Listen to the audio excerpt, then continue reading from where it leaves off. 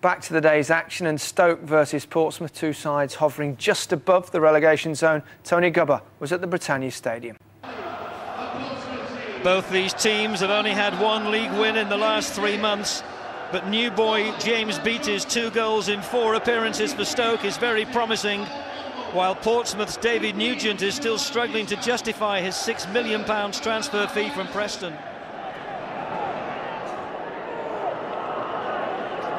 Here's Lawrence. Well, had he spotted David James off his line? He thought he had.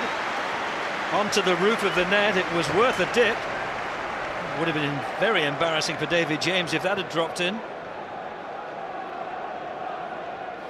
Well, the name of Sven-Göran Eriksson has been linked with the Portsmouth job, but if Paul Hart and his number 2 Brian Kidd can fashion another win, they may get the nod.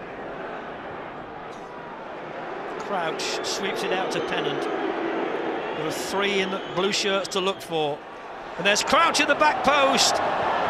Well, he had a clear header, Peter Crouch, but he didn't head it towards the target.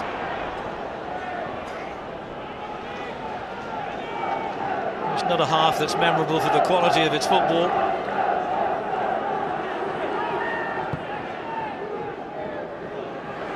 Crouch, oh, he's taken that nicely on his chest. What good defending by Abdoulaye Faye, just to get a foot in and knock it away. And that was the last act of the half, and it's as close as we've come to a goal. Flicked on by Lawrence. Hooked in by Wilkinson. Headed down by Pugh.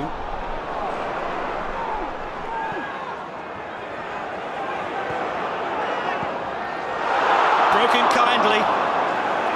Looked as if Beattie might have been offside. The flag didn't go up. Well, he wouldn't have been offside, would he? Despite the fact that Distan's arm went up.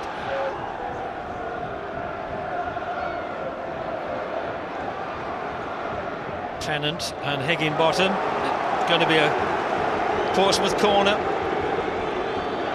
Sol Campbell comes forward. Hasn't scored for Portsmouth this season. Pennant will take it. Still 0-0. Crouch being shadowed by Shawcross. Davis can plant this back. Right across field to Pennant, who's got all the time that he needs. Crouch is there, but it's over the crossbar. Well, the first impression is that Peter Crouch might have been able to do better with that. Pennant had a long time to take a look. Crouch getting high enough to win it cleanly. Whose desire is the greater? Whose need is the greater? But they've been unable to break Portsmouth down. Here's Crankier. Spins away to Nugent. Back to Crankier. Not offside! Nico Crankier puts Portsmouth ahead with 15 minutes left to play. It was the first decent bit of passing football that we've seen this afternoon. Peter Crouch, then Crankier. A lucky rebound there that fell to David Nugent, who found Crankier not offside. And what an important goal that is for Portsmouth. And what an important goal too for Paul Hart and Brian Kidd, who could secure back-to-back wins in their caretaker role that might help them secure the job permanently. No wonder they're on their feet.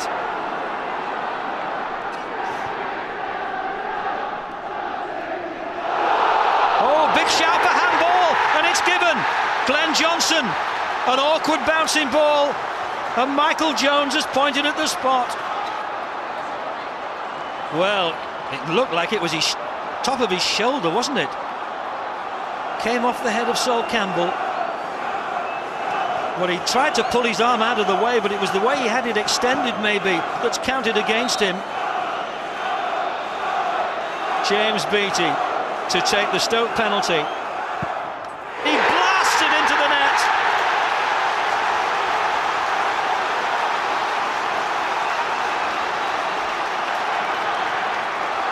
Well, into the corner, but he went for power as well.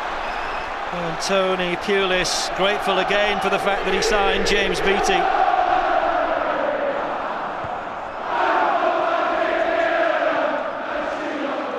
Here's Wilkinson out wide. Oh, he's done well, the fullback. That's a good cross. Danny Pugh. Oh, it's Beattie. It's 2-1. And James Beattie scores his second. And from Portsmouth thinking they were heading to a big win, it's Stoke who now feel that way. What a good cross by Wilkinson. And the final touch was James Beattie. Pugh who played it into the ground. James Beattie who steered it into the net. It's his second.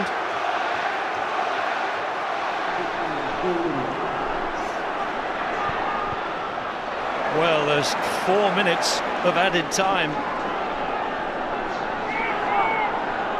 This is Distan to Glenn Johnson.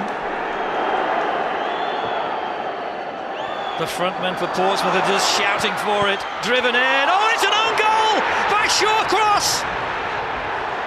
Haridason was pushed on, and his shot has gone into the net off the Stoke defender Ryan Shawcross. And all the excitement in this game coming in an amazing last 15 minutes. There's Haridason.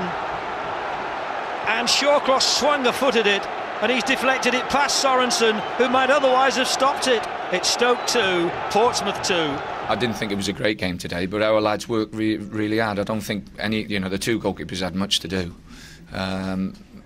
Thomas or James in their goal. But they score the goal, and then we get the penalty straight afterwards, and that set us up. It gave us an extra lift, and Beattie scored then, and you think you're going to go and win the game, Tom, but that's the way it's going. We didn't get time to settle after our goal, with the penalty award.